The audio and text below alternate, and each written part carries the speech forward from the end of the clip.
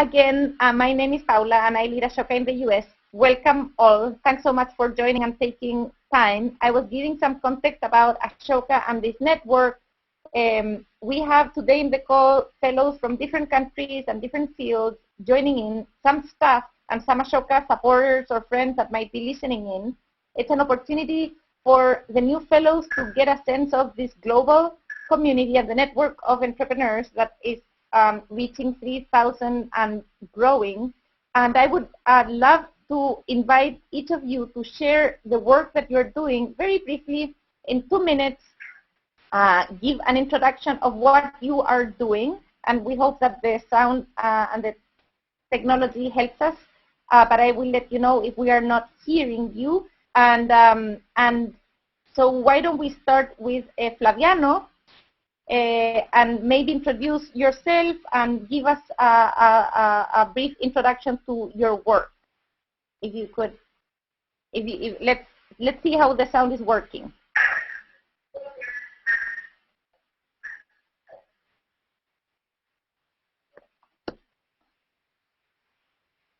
I'm not sure Flaviano is listening, is hearing. So Hokky?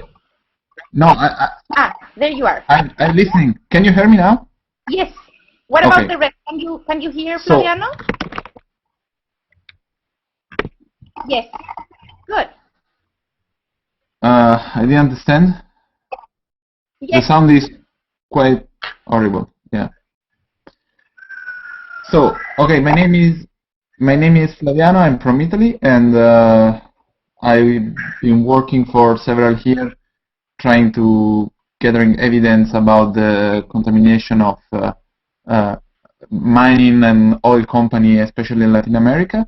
So the principal focus of my idea is to improve some technical and technical skill to communities who faces against mega extractive projects like open pit mines or oil fields or dams, and making them able to make their own regulatory and monetary issues about the eventual contamination that some companies cause to their communities, and then do that they can start to enter in some legal issues or some negotiation with the communities. We also the idea is also to have a strong partnership with an organization who's based in the United States called ILO, that they have more than 400 advocates who work all over the world in cases related to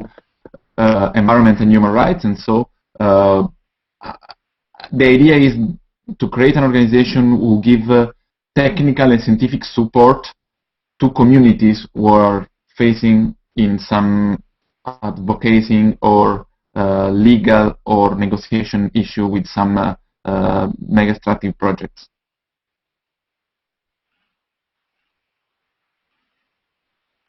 And if you had to pick one big challenge that you're facing today, what would that be? Okay, well, the biggest challenge is that in one hand we have multinational corporation who try to extract more benefit as possible without any kind of dialogue with the communities. On the other hand, communities who has a lot of time they had some bad idea against the multinational corporation and the companies, and so the big challenge is to create a basis that is made by the fact that the community have their own monitoring. The community will monitoring themselves how the company is working, and thanks to that they can start a negotiation and a confidence applying with the companies. So the big challenge is to create this background for the dialogue between communities and companies, and states, of course, they are involved too. And now that you have just joined Ashoka, and as I was saying in the introduction, Ashoka welcomes entrepreneurs from different fields, from different parts of the world, and at different stages of their impact. Sometimes they're really early, sometimes they have had a big national impact. In that context of you joining this network, how do you think you bring value to the Ashoka community, or how do you think that you will kind of find collaborations? Well, I think, well, as you said, Ashoka has very different fields, but there's not a lot of scientists in it. Then I think that as a scientist, I can give some support to everyone who has something to deal with this problem. And moreover, I think that this one will be in the next years one of the very big problems, especially in some countries like Latin America or some African countries that are very rich in resources, but they have this huge problem of how those resources are used and are extracted in their own country. Then I think that it will be this one the best important support that I can give to Ashoka network. Thanks so much, Flaviano. And also what really becomes evident is the vision of Ashoka is a world where everyone is a change maker, and definitely through your work, you're contributing to increase the proportion of change makers in communities to address one of the biggest challenges, as you were saying. Now, if we can try to switch to Hokky. Hokky, can you hear us, and can you talk to see if we can hear you?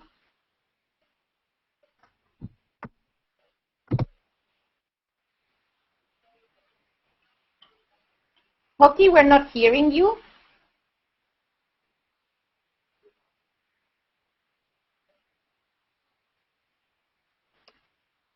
Hokky? Maybe let's try for a second to switch to Scott from Canada. That it seems he needs to leave really soon, so maybe we try to have Scott join me. Scott, are you there? Can you? Okay, thanks so much. So Scott, the format of the call, if you can introduce your work to the Ashoka community in less than 2 minutes, and then I'll ask you some quick questions. Sure. Well, my name is Scott Gilmore. I'm the founder of Building Markets, which is called Student Trust. And we're a social enterprise that works in developing a global economy to entrepreneurs and global supply chain. Our theory of change is that poverty reduction comes from job creation, and job creation comes from local employers. That both ways support them and the international market.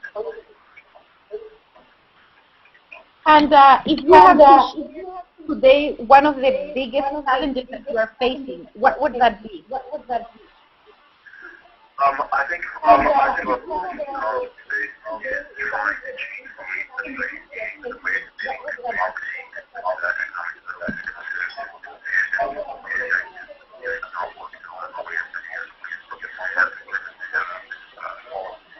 Is it on a people or operational level? I think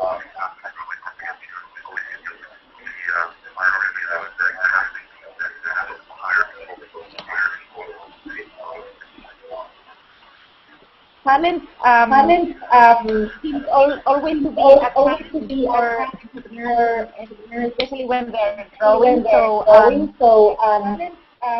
We can help each other, talent and talent as a platform to identify the entities that want to hire and join your organization. You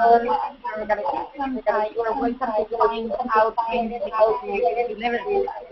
find out and what are ways in which you think that you will value to the community of the country, or that you could offer to networking entrepreneurs? Specifically, when I quit my job about 7 years ago to start this organization, there was a couple of people that mentored me and gave me some advice, and I'd like to pay that forward. So what I'm hoping to do is to the newer social entrepreneurs, the people that have an idea that want to launch and start this off, to be able to give them advice and connections and network to hear for them. Yes, and as I was saying before, also the one thing that we like to say when we welcome new fellows to this network is to think of Ashoka not as an institution, but really as a platform. And we are a network of entrepreneurs and we created this platform for all of you to use it and to find ways in which you find either people that are working in the same fields or sectors, or other people that you can collaborate with, but as in a very entrepreneurial way, that will be a function of how proactive fellows are about seeking that value and creating value in the platform. Excellent. And so thanks. I think you need to leave, Scott, but thanks so much for joining today. And this is just a brief introduction to some other fellows. And there's also the web-based platform Ashoka Hub for you to join. And maybe you already created your profile, and this is for all fellows. You can find each other, put an offer, a need, and find and search for other fellows in your region or in other regions, whatever. Like search this network and start using it. We are kind of on an early phase of it, but it is reaching critical mass, and we hope that it proves valuable for all of you to be connected with each other. Great. Well, I'm really delighted to be part of the Ashoka family. Thank you. Thanks, Scott. And Hokky, can we try you now? Can you hear us? We couldn't hear you. Ina, can you make sure that you unmute Hokky? Has left the conference.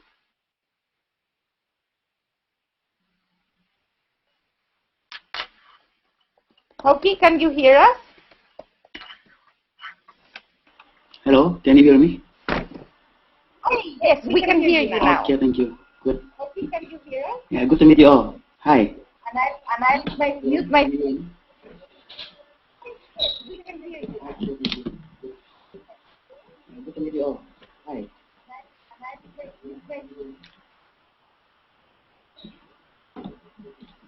Yeah. I am Hokky Situngkir. I am from Indonesia. My concern right now, well, I have the institute here. Probably you have heard it, Bandung Free Institute, and our concern these years are about the preservation of cultural heritage in Indonesia.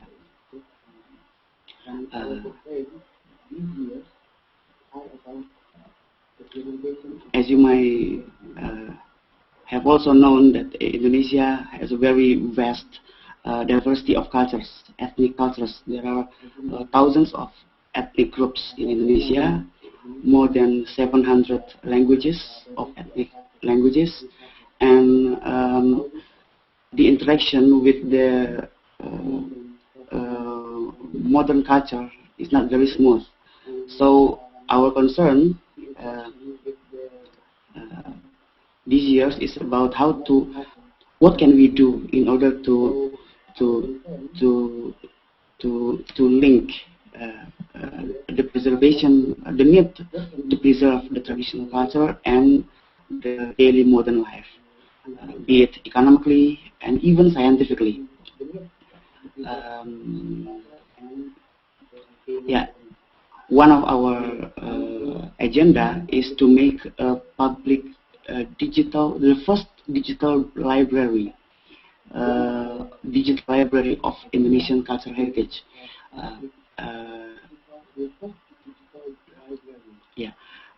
So we do the participatory movement from all over the countries, from east to west and from the south to the north, to collect the data. So we use some gadgets like handphones, laptops, tablets, and etc. So that they can upload it to the data reservoir that we have provided in Java.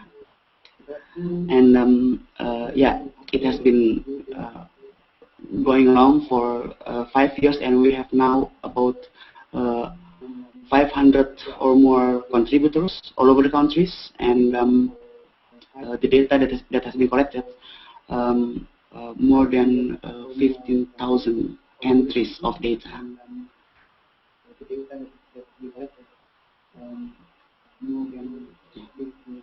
Well, congratulations. And there are some other fellows that I know would be really interesting for you to connect with, like especially I am thinking of two Ashoka fellows that are working in Brazil with digital, one is a digital museum about personal experience, the museum of the person, basically, and many others that are working with youth. So in this kind of tense, or in the intersection between preserving and adopting new technologies, what is one of the big barriers to advance your work today and take it to the next level?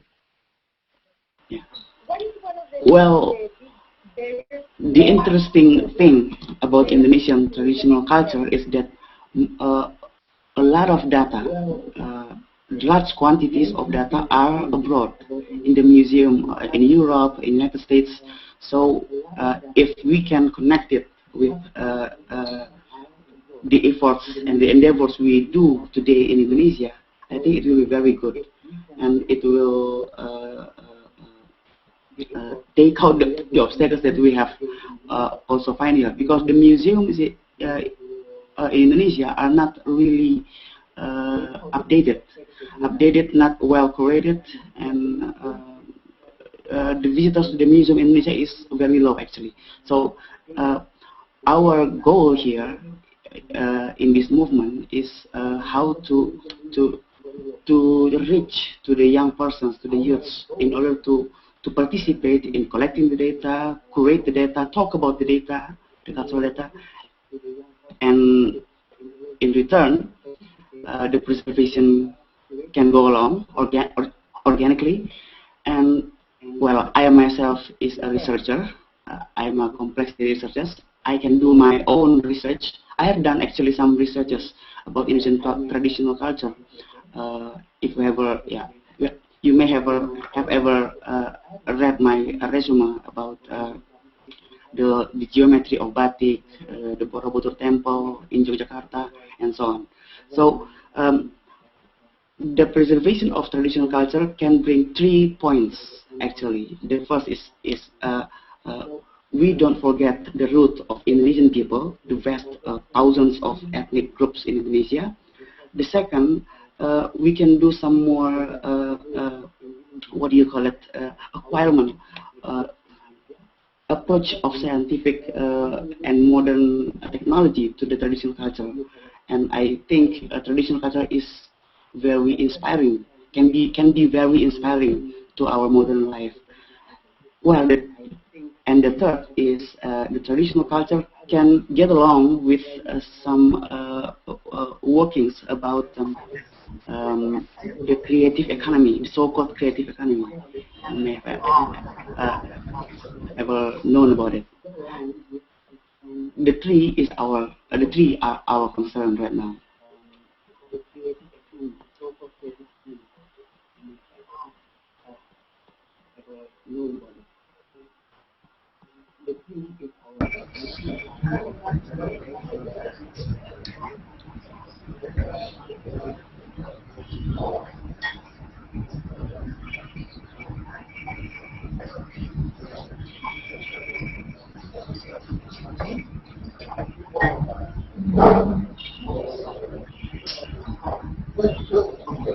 Okay, so I was on mute. I was talking and I was on mute. I'm so sorry. I was saying that we have Ogo from Nigeria on the phone.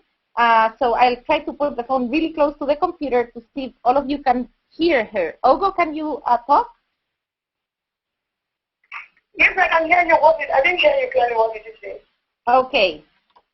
Can you hear? Can all the rest hear Ogo? Not clearly at all, but the second to the last person was clear enough. For the first person and the last person, I didn't hear them well. Okay, so Ogo, can you tell us about you and introduce your work? Sorry? Can you tell us about yourself and introduce your work? What are you doing now? Okay, like you know, my name is Ogo Mazel. I'm a Nigerian, and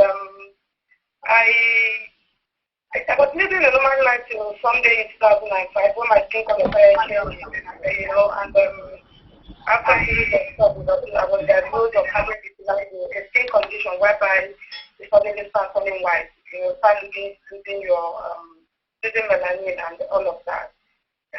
It was being diagnosed of this was it was diagnosed. I didn't really get the help I needed from the hospital, because I asked a whole lot of questions, and I was just told, don't bother yourself, you're not a source, you're not going to be the last. And I was wondering why I did. I didn't understand what it told me in the hospital, so I set out to look for other people with same conditions to share experiences with, to find out what they have done, not done. And to my utmost surprise, I found people actually looking for someone to encourage them too. And then in setting out to look for people to share experience with, I ended up encouraging people, and in that I got encouraged. So it was something I just started doing without knowing it. I started bringing people, I started looking out for people with this condition out there on the street.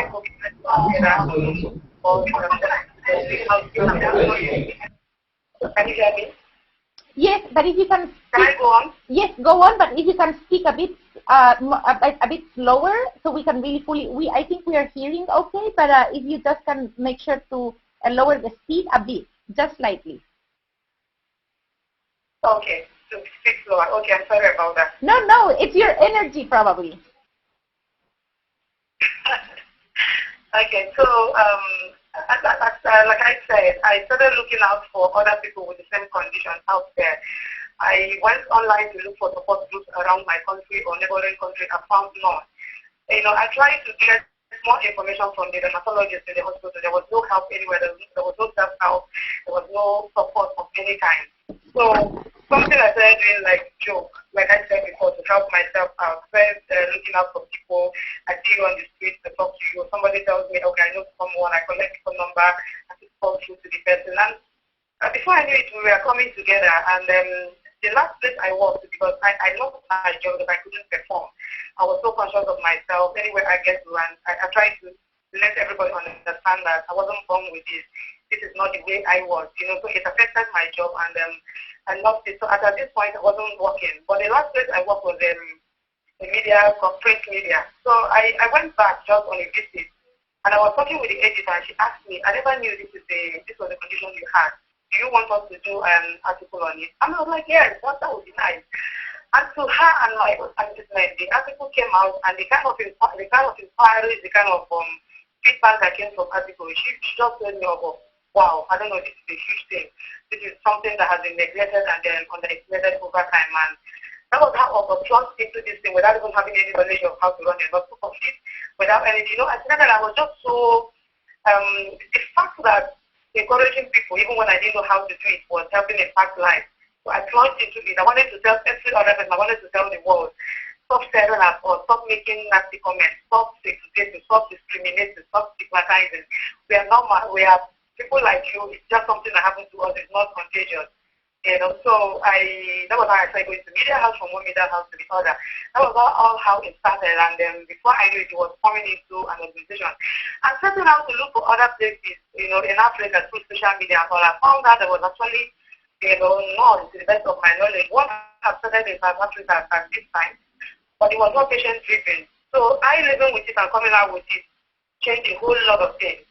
As I speak with you, I had instigated and motivated several support groups across African countries, 7 different African countries, and technically supporting them. It's been amazing. It's been awesome, because I never knew. I didn't know there was nothing about this, and I just set out to help myself to live better, to get myself out of the trauma and depression I was going through, and not knowing I was doing something that is going to affect a whole lot of people, especially the African continent. So I decided to focus on Africa because this condition is being, there's so much myth around Africa. Some say it's nemesis, some say it's a cause, some say it's, a whole lot of things, and this is why the stigma is just too much around here. So what I just centered on, supporting people living with it, absolute support for any time. Then creating awareness to let the public know that this is something that can come on anybody anytime. This is not contagious, it's a health condition, and then to give in-depth information about it, support all the people living with it, and it's what we're doing as much as we can.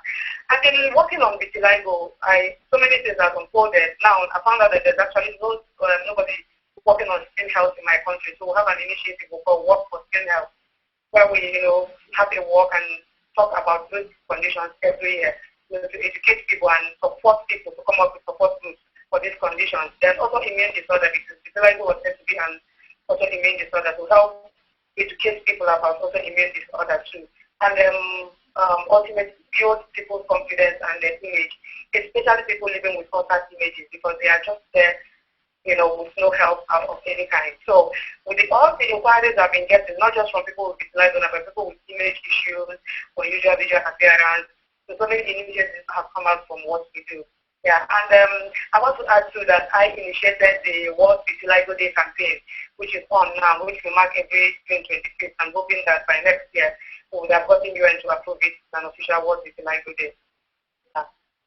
Thanks, Ogo. That's really encouraging to hear, and it reminded me of another Ashoka fellow here in the U.S. who also works in the health field and empowering patients, and he says every citizen is a patient, either today or tomorrow. We are all patients, and we need to think of patients as change makers. And I can definitely see that, you are doing that with high success. And so I'm aware that we are on time, and even if we started late, I just want to make sure if we have any other new fellow on the phone. Is Oluseun there? Oluseun, are you there? Yeah, I'm here. Yes. Can you hear me? Hi, thanks for joining. Yeah, thank you so much. I'm a bit late. It's Nigeria, a lot of traffic in Nigeria, basically. Yeah, that's the problem. Yeah. So I came in late. I'm sorry. Yeah. Yes, and Olu, really quickly, because we are already out of time, if you could tell us a bit more about yourself and what you're doing, just in terms of your work, really quickly before we wrap up. Yeah, basically, I'm Oluseun by name. I'm the team leader of Budget. Budget is an idea I started in Nigeria, and I started last year. It was an idea to make people understand what a budget will really do. Can you hear me? What budgets will really do for people. Basically, what because most times in Nigeria, there's a lot of there's a lot of background noise. I'm not sure if you're in a noisy place. Can you hear me now? Can you hear me now? Yeah. Hello? Hello? Can you hear this background noise now? Hello? Yeah, can you hear me now? Now it's better. It's less now. Now it's better. Yeah, I said I started budget in 2000. Yeah, I started budget in 2011, and it was an idea to make Nigerians understand what the budget is like. Because you have most times when the budgets come out, when public finance come out, most people, because they have poor level of literacy, they can't really get what's in the budget, basically. So I came up with this idea of how can we use better applications, how can we use better forms to make Nigerians understand the budget. And since we started, there's a lot of website hits, a lot of societal impact. People can say, okay, I want to know what is in this budget, and we give it to them in simple details. And the idea we launched in September 2011, and greatly, and we had a fuel crisis in January 2012 in Nigeria, where we removed fuel subsidy, and there was a lot of crisis in Nigeria. People were asking about this is an austerity measure on the citizens, and we need government to also bear some austerity measures. And clearly, the budget the government was pushing forward did not really show that the government was going to take part in any level of austerity. The government was just living on the bloated expense, while you expect citizens to bear the effect of the removal of subsidy. And we try and interpret the budget to people, develop an application that was usable on mobile. That was usable on mobile, that was usable on SMS. People could see that, okay, this is what the budget is about. And now we're taking to the next level, driving into participatory budgeting, driving into budget monitoring, taking it into informing citizens about things apart from the budget, things about public data, have an understanding about what government really does. Because here you have a high level of literacy, people don't really understand what this arcane mathematics is all about, and we're trying to just simplify and make an understanding of them. Yeah. Can you hear me? Yeah. Hello? Hello, Olu? Yeah, can you hear? Yeah. Hello? Yes, it is a bit hard to hear, but I think your ideas came through, and it's definitely an idea that is relevant globally, and also, as I've shared with other fellows, we have some other fellows working on increasing transparency and making information more accessible and visible and engaging citizens on information. So I am sure you will find a lot of ideas and you will meet new people through the network. So just to wrap up, thanks again so much. I hope you all agree that we are just kind of getting started with new technology, and we hope to improve in the future to make it easier for all to hear each other. But I think it's so great to see the faces of the network. And as I said before, you were joining today just because you are coming into the fellowship at the same time. But there's a vast network out there of Ashoka Fellows in your country, in your region, worldwide. If you ever come to the U.S. and you stop in Washington, this is where my offices and our offices of global programs are here. You can find a space to work, meet new Ashoka staff, and the invitation also for all of you to join the Ashoka Hub, the web-based platform that connects fellows with each other. You will receive an email with all the information to access it. Also, each of you has been linked in a previous email, but we can send emails of each of you if you want to connect further and learn more about what each of you are doing. Congratulations about your work once more, and welcome to Ashoka. Thanks so much. Any other question before we close?